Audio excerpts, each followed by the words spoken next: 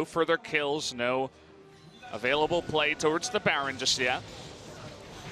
In the side lane, Cassio staring at the banner minion, wondering what to do. It's going through the mid lane. Trying to get out to Songyun again, and it's going to be a double knock up there, and does get the Devourer off, though. The Kidnap 3 members under the turret, but they get on top of Songyun, and that one Kidnap actually kidnaps Songyun's life, as the Skarner said, thank you very much.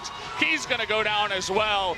You said decided before 30 minutes. Well, at 23 minutes, Kingzone in a great position now. And they were looking for the Tahm Kench. They knew his flash was down. Speaking of flashes. Yeah, Lava got to flash away from that engage. As Khan not going to Hextech Ultimatum. They want to go onto the Baron now after taking out that in their mid turret. They finally found a way to make a flash being down punished. And that was Key's flash being on cooldown. They weren't looking for Songyun, too hard to stop, but the Thresh goes down instantly. Kingzone being very defensive around this round. They haven't started it yet, looking for Songwon. Yeah, they want to get an engage here, and the hookshot stun is going to come in as Hextech Ultimatum. Nice disengage from Lava with the Miasma, doing actually a lot of damage to Khan up on the top side.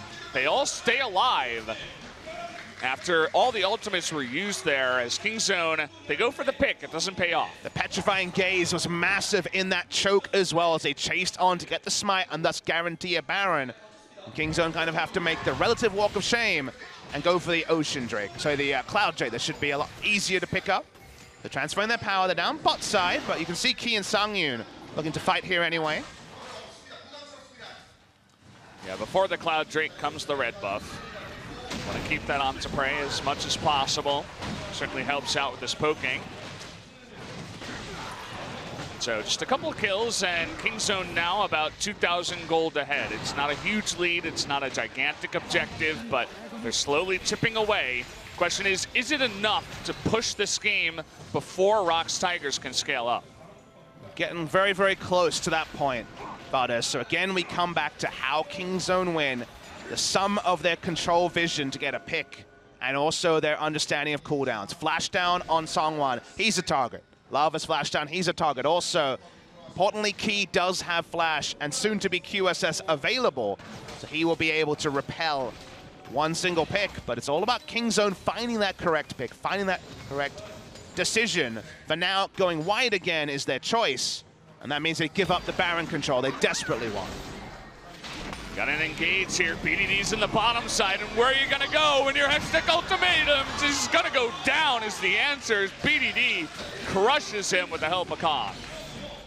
The Jaws theme playing over that ultimate, too easy. Hextech Ultimatum makes that one undodgeable. Khan will push in bot side, they make this a long lane. There's the Bannon minion, or I wish we just say a bannered up minion. To start the push. That will draw Songyun and Key. That means that Baron's going to be started top side, or at minimum Baron control. Yeah, they take all the control. Kingzone have been extremely careful about starting. There's the Bannon minion, or I wish we just say a bannered up minion. Just, you know, have ROX buy themselves so much time. Scrying Plant is going to come in as Songwon. You know he's looking for it. See if he can actually pull it off. But he doesn't have the ultimate to interrupt. He only has the Q. Songwon outranges it, and they pull away.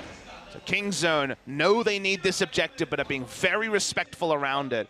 No play the Ruin King onto prey, so Baron's speed is an issue for the side of Kingzone, and that's why they don't fully commit. Yeah, nearing 27 minutes now. ROX buy themselves some more time. We got a 4-0-2 super fed Scion. Not going to be any damage items. It just means that he's going to be even more tanky than he originally was by his full Warmogs as his third item. Does mean he can peel away and be so annoying in the re-engages with the extra healing that should be available to him soon. With the free health, I imagine he's above the 3,000 health threshold, but we'll get the confirmation in a little bit. You know, he was making so many plays where he put himself into right underneath all of the members of ROX Tigers in Game 2. This time he buys a stopwatch. Not sure if he had it. I never saw him stopwatch in Game 2, but certainly will help him out if he wants to go super deep once again. It's for the stone plate as well. That's going to be the build, and has enough health that the stasis effect to take away aggro is probably going to be enough. He is above 3,000, so the Warmog's healing is going to be online. He's playing the side lane with a banner minion. ROX Tigers cannot find a way to actually scout out much of the Baron area. Another turret goes down, 4th of the game for Kingzone, but still not able to break open the game like they wanted to pre-30. Speaking of items here, a very important one picked up for Lava. That Zonia is going to be of the utmost importance if she's being dove underneath turrets or anything like that. Can buy you so much time to reposition yourself, which is super important as Cassiopeia. No QSS for anyone to reposition themselves other than the Tahm Kench. They go on to Gorilla. Yeah, they get the flash here. Sungwon does get low, but an easy devour gets him to safety. So no flash anymore onto Gorilla. On backs away. He's finally been able to get the lane control. Has been denied from him for the majority of this game. And this series also. He has certainly not been a tier above Linderong, despite what you might expect. With Khan's legacy still undefeated in terms of best of threes he's played all the way through. Another bait. And Songyun says, I know exactly which brush you're in. Hits him with an arrow. The waiting game continues. Kingzone, they have so much control, and they are ahead in this game, but still no Baron. Peanut looking perhaps for a play. Blasting, planting over. But he's all alone at this point. Not going to go in just yet. The team's playing really defensively around the fact that Tahm Kench is the only one with QSS, so Peanut, as we've seen more increasingly with these Skarners in the last couple of weeks, has found very little value. Seems like Sion will have to do a lot of the heavy lifting when it comes to the engage, and then you can use terrain against him because the drifting only takes you so far. We continue to breathe. It's only a 3,000 gold lead. The items are starting to register. 3 items onto the Cassiopeia, soon to be a Hurricane or a Phantom Dancer onto Songyun. Whereas the Blade of the Ruin King kind of stalls the actual true item power. You can add AD and AP to any champion, but the spikes will always be the same as red buff not stolen away from Songyun. Songyun really on top of that, and once again, ROX Tigers have made it super interesting up against the #1 team in Korea and in the world, trying to hold their own here and make things interesting all the way to Game 3. Because of the river control, BDD going missing does mean the impending doom of the unstoppable onslaught. So once again, ROX have the presence of mind and also the latitude to be defensive, but another Baron attempt, 3rd of the game. Are they going to be in position to stop it? This one seems a bit more unexpected, but finally, ROX Tigers biting onto it. They know something's happening. That's not a fast Baron. Look at how slowly that goes down.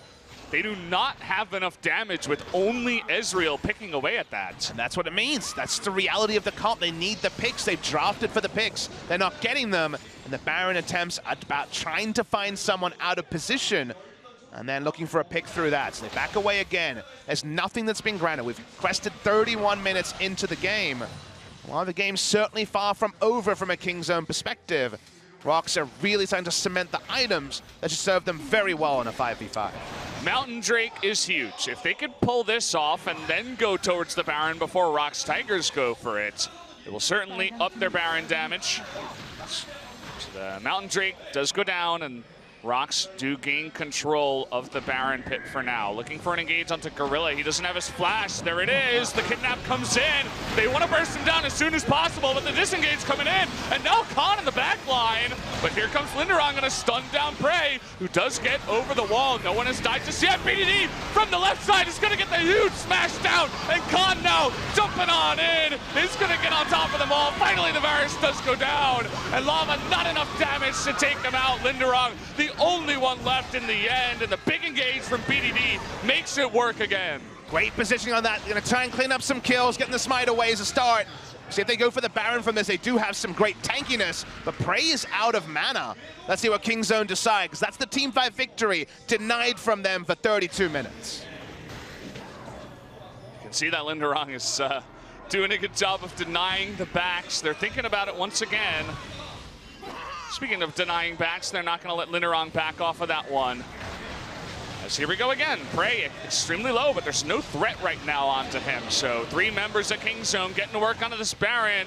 The TP comes in, and they're going to fight it here. Prey, even super low, can he get on top of this? Ezreal doesn't look like it. Linderong TPs into it, and a mistake as he goes down.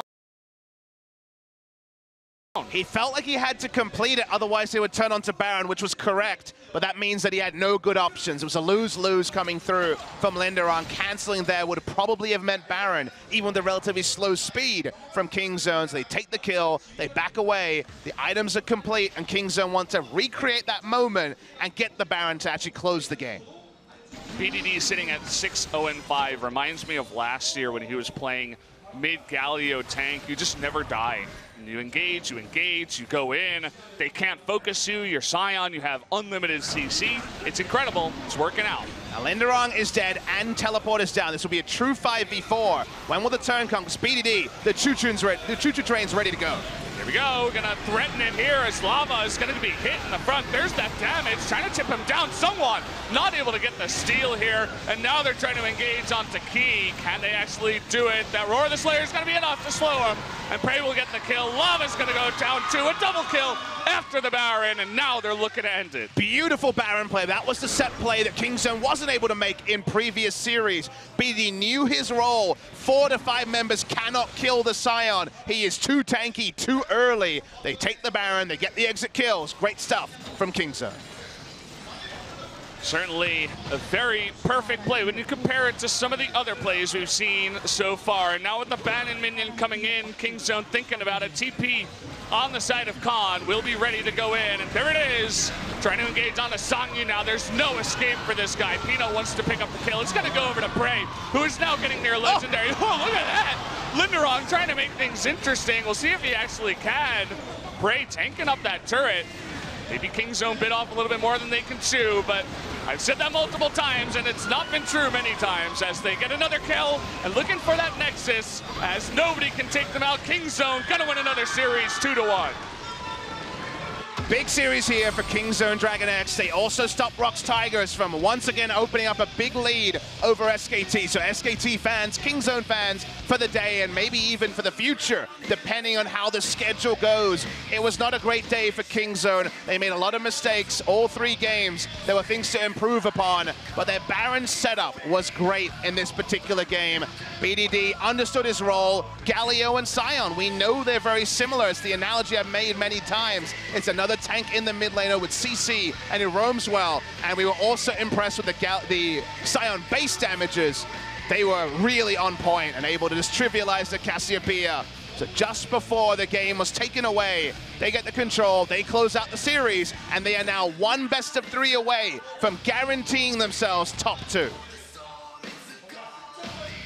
Kingzone coach giving well-deserved pats on the back to everybody.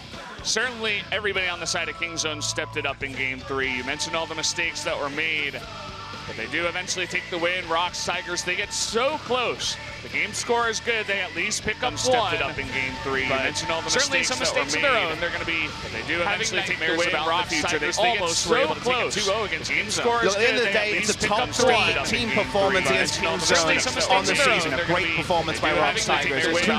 If there wasn't just a couple of misplays at the end of the day, it's a top 3 team performance against Kingzone on the season. A great performance by ROX Tigers. 2-0. There's no way to kill.